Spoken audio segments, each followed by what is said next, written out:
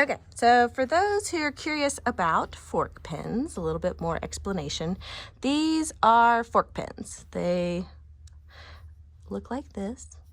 For anyone who needs to nest their seams, and the reason why you would nest seams is so that you would get perfect points. So if I need to align this, I need this right here. Let's see if I can zoom in here. I need this point to match perfectly with this line. I need this point to match perfectly with this point. I need this point. I need all of them, all 42. I need them to be perfect, or at least close. So the reason why I love fork pins, so I'm actually going to be sewing from this side, and I actually prefer to pin going this way so that I don't necessarily have to take my pin out and I won't hit my pin. But this is where pressing really comes in handy. If you'll notice, this is the seam that needs to be matched with this.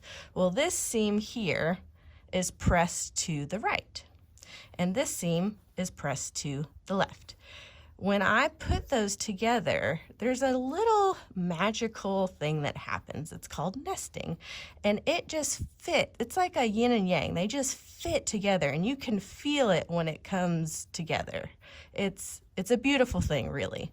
But if you were to take, say, a normal straight pin, to keep that perfectly there, you'd have to go through the stitch, and doing that can cause some issues. Now you can double pin on both sides, but here is why they make fork pins. So what I do is I feel that seam, that nestle, and what I'm doing is I just go straight through, and then I make sure I come out on that side there. And what that does is, even though the ones that are facing this way should naturally nestle when you're sewing, it keeps my flaps down. And I could have done this a little bit better. I do, I'll admit to that, which I will when I'm actually sewing. But have you ever had it where, say, this one right here, if you're sewing along, your feed dogs might, if it's not pressed well, might pull that down, and you might get something that's stitched like this. And it sucks, because then you got that bulk and it's just not fun.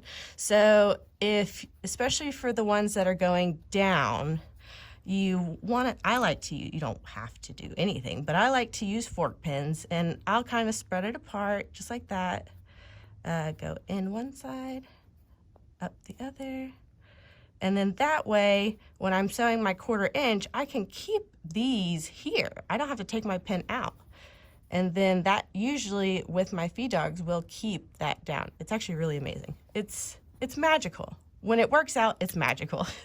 So when you need perfectly matched seams, fork pins are the way to go. I'm telling you, they're amazing, and they're not very expensive. So that's why I love fork pins. Thanks for watching.